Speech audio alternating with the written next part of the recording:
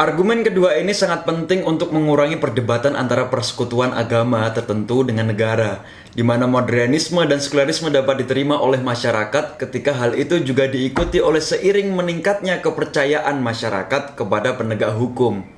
Rasa aman dan saling percaya di tengah-tengah masyarakat adalah kondisi yang perlu diperhitungkan. Bayangkan saja jika setiap hari kita bangun tidur dengan rasa takut bahwa tetangga kita akan membunuh kita semisal.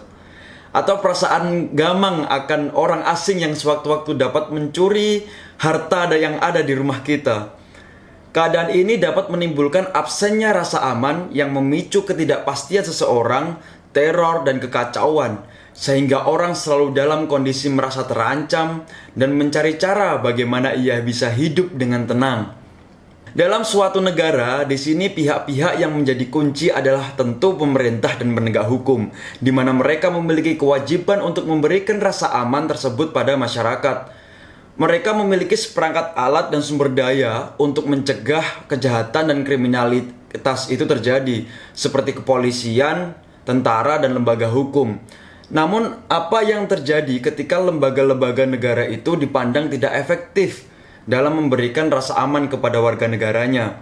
Misalnya saja, jika polisi, tentara, atau hakim bisa mudah disuap untuk kepentingan pribadi, dan semisal lembaga penegak hukum dan pemerintah yang korup saling bekerja sama, sehingga hal itu tidak akan mudah dipercaya lagi oleh masyarakat. Ketika itu semua terjadi, maka masyarakat semakin merasa putus asa dan semakin merasa tidak bisa mengandalkan sistem pemerintah dan lembaga penegak hukum lagi. Kemudian masyarakat mencari dan menuntut sistem lain, semisal khilafah yang diasumsikan lebih bisa menjamin rasa aman dengan sistem agama Islam. Itulah yang diyakini ilmuwan psikologi sosial Ara Nozirayan dari British Columbia, Kanada, yang melihat bahwa fungsi agama bisa menjadi faktor terpenting di masyarakat. Agama bisa menjadi sistem pengawas yang memberikan rasa aman dalam hipotesis yang ia sebut sebagai Big God Hypothesis. Agama is very crucial because it is becoming a system yang memastikan berlangsungnya rasa saling percaya dalam masyarakat. Orang pasti akan mengasumsikan bahwasanya Tuhan senantiasa mengawasi gerak-gerik setiap orang, atau yang dikenal dalam kepercayaan Islam, Tuhan tidak tidur. Dan Tuhan juga akan memberikan hukuman bagi orang yang berbuat jahat, sehingga Tuhan menjadi mata yang senantiasa mengawasi dimanapun mereka berada. Atau seperti kata novelis dan filsuf Rusia Fyodor Dostoevsky, jika tidak ada Tuhan, semua perbuatan menjadi diperbolehkan. Maka agama menjadi dasar evaluasi antar individu dalam masyarakat. Jika seseorang mengetahui bahwa orang lain beragama, terlebih jika memiliki agama yang sama, ia akan merasa lebih aman karena ia tahu orang itu juga takut dengan hukuman dari Tuhan. Sebaliknya, orang tidak beragama lebih dicurigai karena tidak tunduk dengan aturan dan pengawasan dari Tuhan, sehingga menimbulkan perasaan tidak aman.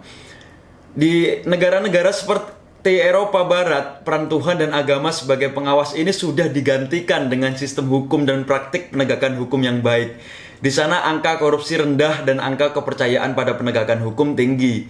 Dapat kita simpulkan bahwa tradisi sekularisme dan modernitas di negara-negara Eropa bukan semata-mata terbentuk karena kemajuan pemikiran dan ilmu pengetahuan saja. Faktor stabilitas ekonomi dan penegakan hukum juga berpotensi menjadi alasan mengapa sekularisme lebih mudah diterima di tengah masyarakat. Lebih daripada itu, faktor penegakan hukum juga berperan penting. Namun untuk negara seperti Indonesia, hal ini masih dipertanyakan apakah negara dan sistem penegakan hukumnya sudah sebaik di Eropa. Oleh karena itu, pemenuhan kebutuhan dasar dan upaya penegakan hukum yang baik perlu dilakukan oleh negara, agar agama tidak menjadi suatu hal yang terus dipolitisasi dan menjadi sumber konflik. Tanpa pemenuhan kebutuhan dasar warga negara dan terciptanya rasa aman yang diberikan lembaga-lembaga itu, tentu agama akan tetap menjadi sistem utama yang beredar di tengah masyarakat. Mungkin hal ini juga layak dan cocok untuk menjelaskan kenapa figur-figur agamis dan konservatif di Indonesia lebih mudah mengambil hati masyarakat secara politik. Faktor kebutuhan hidup yang terpenuhi dan penegakan hukum yang baik bisa mendorong masyarakat agar tidak fanatik terhadap agama.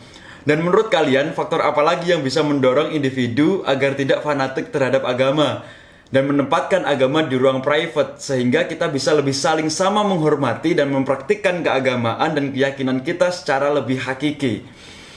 Apakah agama ketika muncul di ruang publik akan menjanjikan kedamaian atau justru sebaliknya, konflik yang berkepanjangan di tengah masyarakat? Yuk, kita berpikir secara radikal.